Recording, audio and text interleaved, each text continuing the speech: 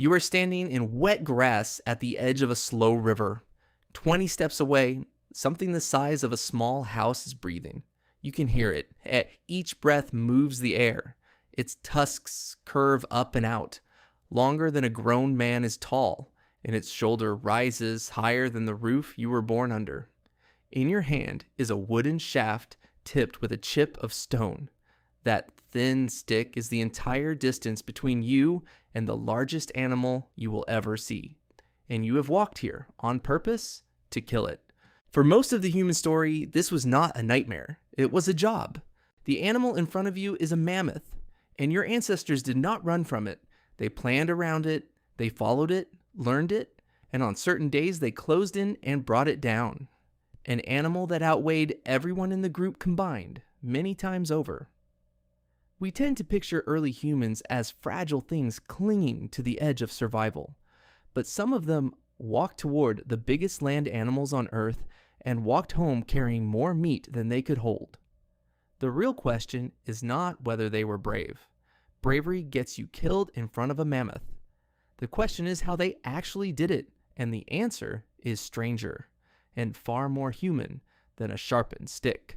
Start with the animal, because the animal is the whole problem. The mammoths your ancestors hunted across North America were Columbian mammoths. Scientists call them Mammothus columbi.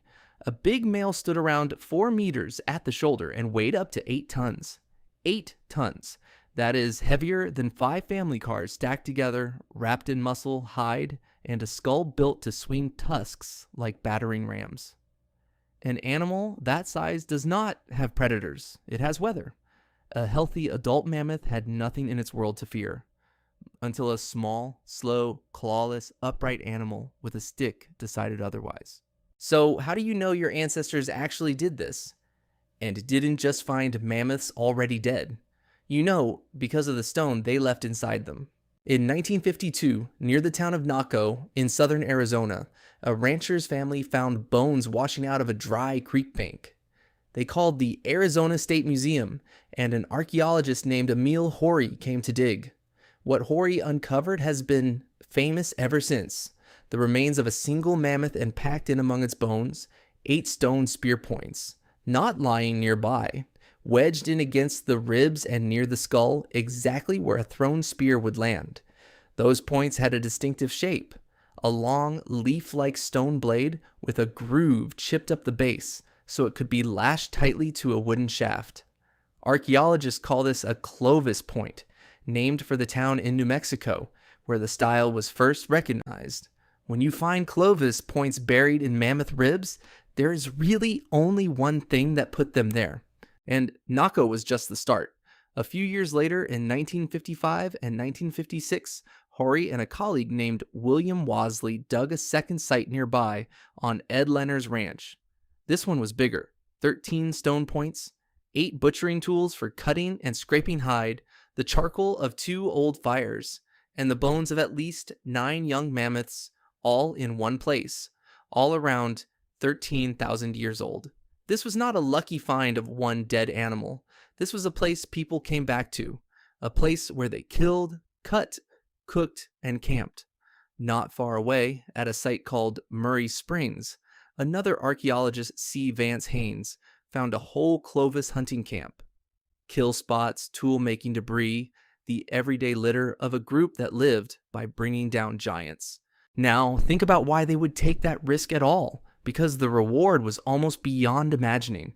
A single adult mammoth was not a meal. It was a warehouse. Tons of meat, yes, but also thick slabs of fat. And fat was the real prize. Dense winter calories that kept a body alive through a frozen season when plants were gone. The hide was a shelter, or a wall. The long bones and tusks became tools, tent poles, even fuel for fires where there was no wood. One kill could carry an entire group for weeks, maybe longer if they dried and stored the meat. In a hard world, a mammoth was the single richest thing a person could ever bring down. That is why it was worth standing in front of one. And that reward may have come with a terrible cost. Around the end of the last ice age, across the Americas and much of the world, the mammoths vanished. So did dozens of other giant animals. The mastodons, the ground sloths, the huge bison. Some scientists, most famously a researcher named Paul Martin, argued that humans were the cause. His idea, called the overkill hypothesis, is blunt. Skilled hunters spread into new lands, met animals that had never learned to fear people, and killed them faster than they could breed. Other scientists disagree and point to a climate flipping violently at exactly the same time, melting the world these animals were built for. The honest answer is that it was probably both, in a mix scientists are still arguing about. But sit with the possibility for a moment. Your ancestors may have been so good at this that they helped erase the very animal they had built their lives around. So the picture looks clear. Humans, spears, dead mammoth, whole world reshaped. Except the picture isn't clear at all. Because here's the thing about that famous Naco mammoth. There is a good chance it got away. Look closely at those 8 embedded points and you notice something strange. The animal wasn't butchered. Its skeleton was mostly whole. No cut marks, no scattered bones, no sign anyone carved it up. Some researchers think the Naco mammoth was speared, wounded, and then simply walked off to die on its own, days later, far from the hunters who threw at it. Think about what that means. 8 direct hits with stone-tipped spears, and the animal still walked away. Even modern elephants with thinner skin than a mammoth have been found alive years later with old bullets and spear tips buried in their flesh.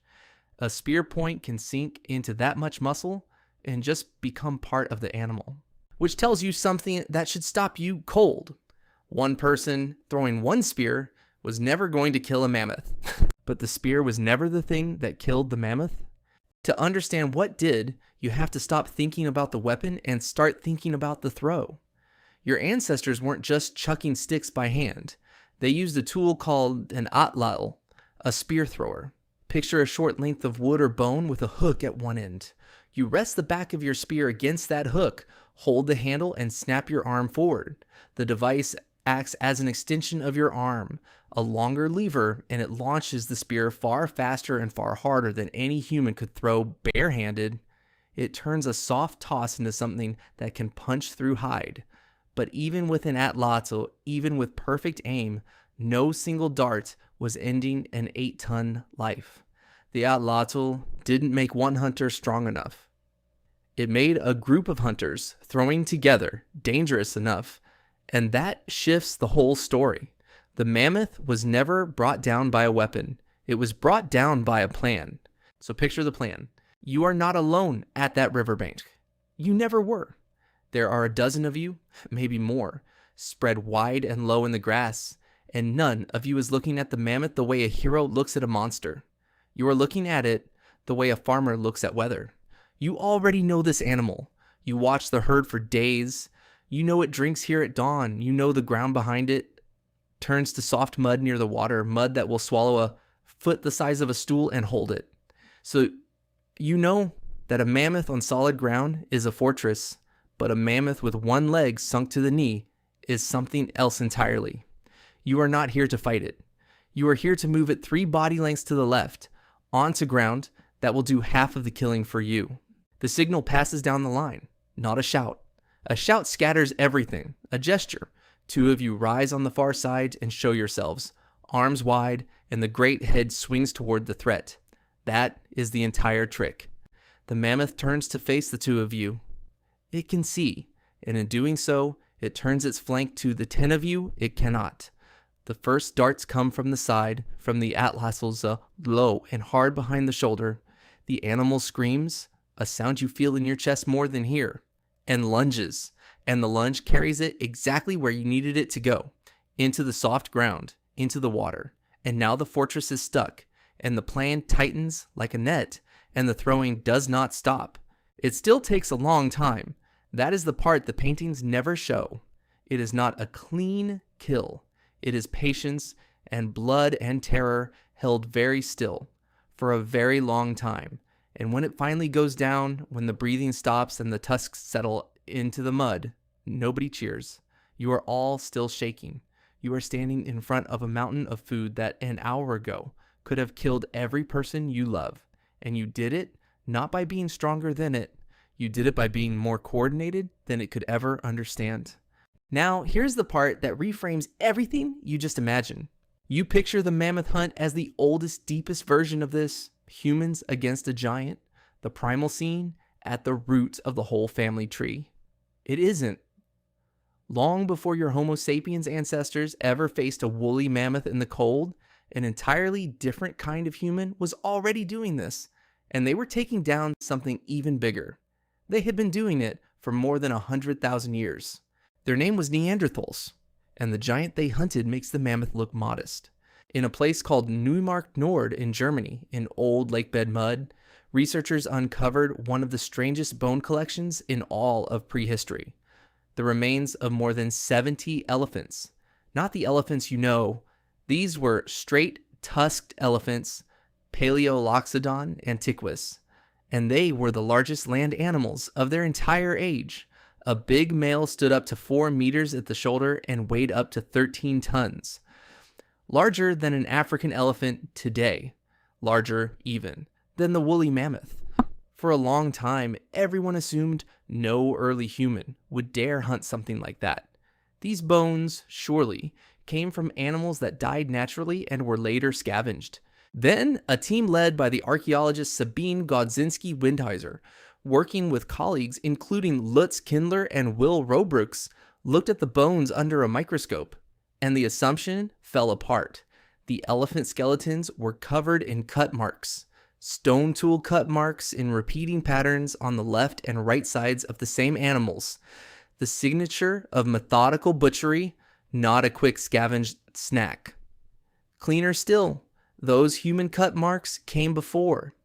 The tooth marks of any scavenging carnivore. The people got there first. You do not get to a carcass first if you found it dead. You get there first if you are the one who killed it. In 2023, the team published their conclusion. Neanderthals hunted these 13-ton giants on purpose and stripped them almost completely. And it means the thing that made your ancestors deadly is older than your species. Look closer and it gets more remarkable. The Neumark-Nord elephants were overwhelmingly adult males. In a natural death site, you would expect a mix. Old, young, female, male. Not here. Here it was mostly big, solitary bulls. That is not random. Male elephants then, as now, tended to wander alone, away from the protective herd. A lone bull is easier to approach and corner than a female wrapped in a wall of other elephants. And a bull is enormous, so the payoff is huge. The Neanderthals weren't taking whatever they stumbled upon. They were selecting the target that gave the most meat for the least risk. That is not instinct. That is strategy, and the amount of food is almost hard to believe. The researchers calculated that a single adult male straight-tusked elephant could supply the daily calories of at least 2,500 adults, one animal. Now sit with what that implies. Either these Neanderthals were gathering in groups far larger than anyone thought, the old picture was a small band of maybe 20, or they knew how to preserve mountains of meat by drying and smoking it to make one kill last for weeks, possibly both. Either way, the neat little story of Neanderthals as scattered, simple loners does not survive contact with these bones. It took a crowd working together to kill and process a 13-ton animal. And this was not a one-time fluke.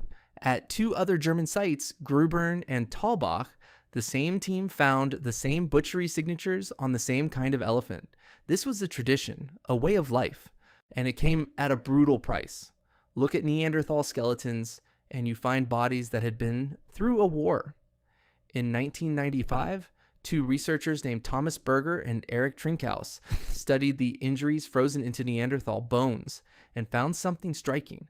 Their wounds clustered around the head, the neck, the upper body. And that patterns most closely matched one group of people alive today, professional rodeo riders. The comparison pointed to a terrifying kind of hunting. Not spears thrown from a safe distance, but bodies pressed in close, jabbing heavy weapons into an animal that could kill them with a single turn of its head.